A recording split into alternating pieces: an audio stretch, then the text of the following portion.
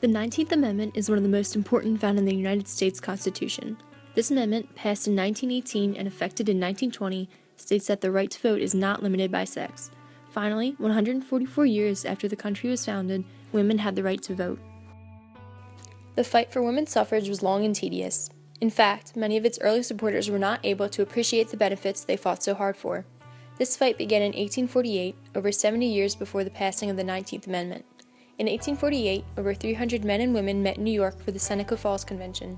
Headed by Elizabeth Cady Stanton and Lucretia Mott, the convention was a gathering focused on discussing the troubles women faced. The attendees produced a Declaration of Independence-inspired document naming all the injustices the women felt, which they called the Declaration of Sentiments. The Declaration of Sentiments included the idea of women's suffrage, which was unthought of at the time. The document was shared both in admiration and as an act of satire. The women stayed both persistent and positive, as they knew they had a long fight ahead of them.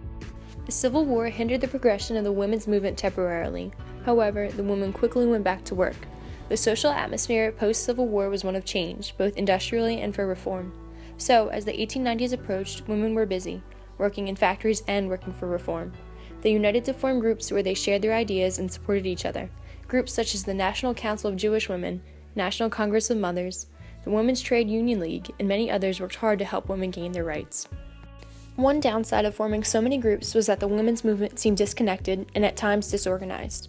This made furthering their cause a little bit harder.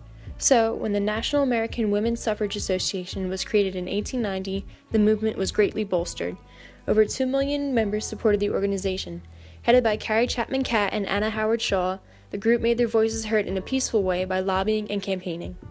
Other women, like Alice Paul and Lucy Burns, had other less laid-back methods of sharing their views. By interrupting congressional hearings and holding protests in front of the White House, their aggressive style differed from Catt's and Shaw's, but was still successful. Another important figure in the women's rights and suffrage movement was Susan B. Anthony.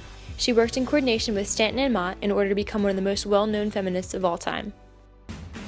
Anthony met Elizabeth Cady Stanton, the architect of the first Women's Rights Convention in Seneca Falls, New York, and the duo teamed up. They were responsible for every right we have as women today. Stanton had the sort of intellectual vision. She had the way with words. And Anthony had from the beginning the vision of what it meant to build a movement.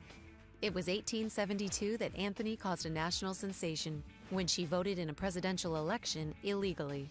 Her trial had an all-male jury, and Anthony was not permitted to speak on her own defense. The trial was rigged.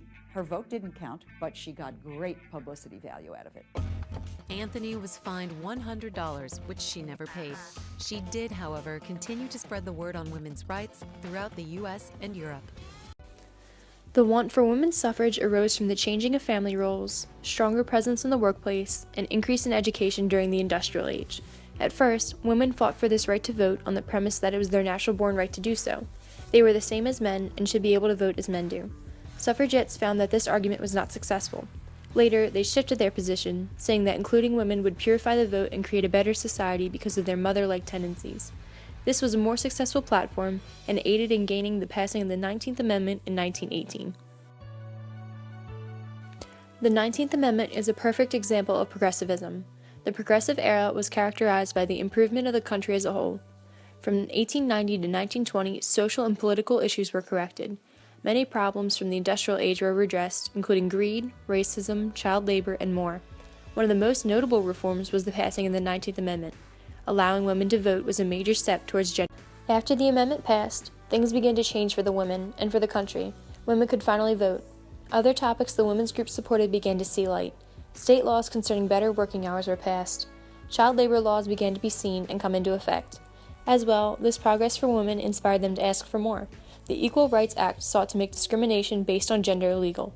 This act and many others were inspired by the brave, headstrong women who fought for the 19th. Unfortunately, not everything was perfect after this passage of the amendment. Many African American women were excluded, facing not only gender discrimination but racial as well. They met discrimination at the polls up until the civil rights movement of the 1960s.